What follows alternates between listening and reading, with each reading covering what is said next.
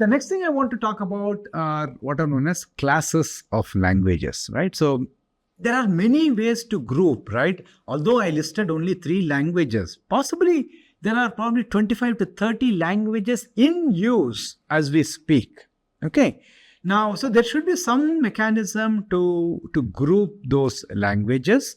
And the grouping that I have chosen to do is based on whether it is a compiled language or whether it is a scripting language. Okay.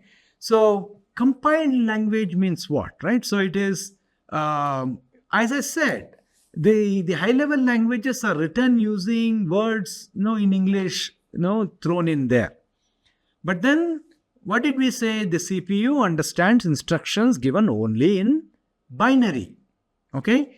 So if that binary string contains instructions, so that is called as a machine language. Machine language is the language which is understood by the CPU and it contains the instructions to carry out some activity.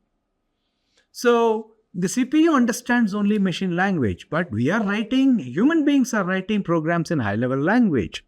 So how do you bridge this particular gap, right? So to bridge this particular gap, you have to do what is known as compilation. Okay.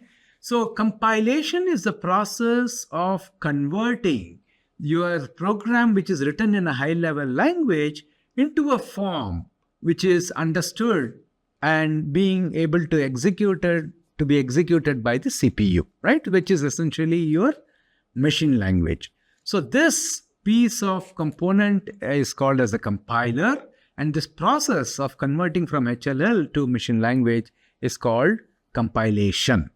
And such languages where compilation is required are called as compiled languages, right? So the 3 languages, the C, C++, Java, they are all compiled languages because the language directly cannot be understood by the computer.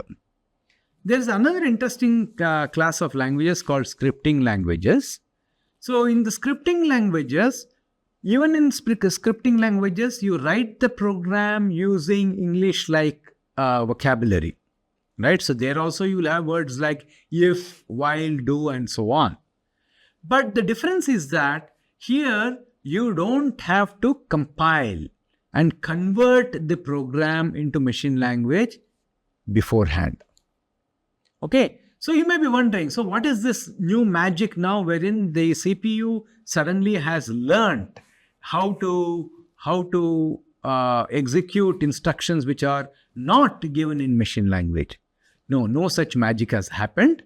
So here what happens is there is a special intermediate software called as an interpreter.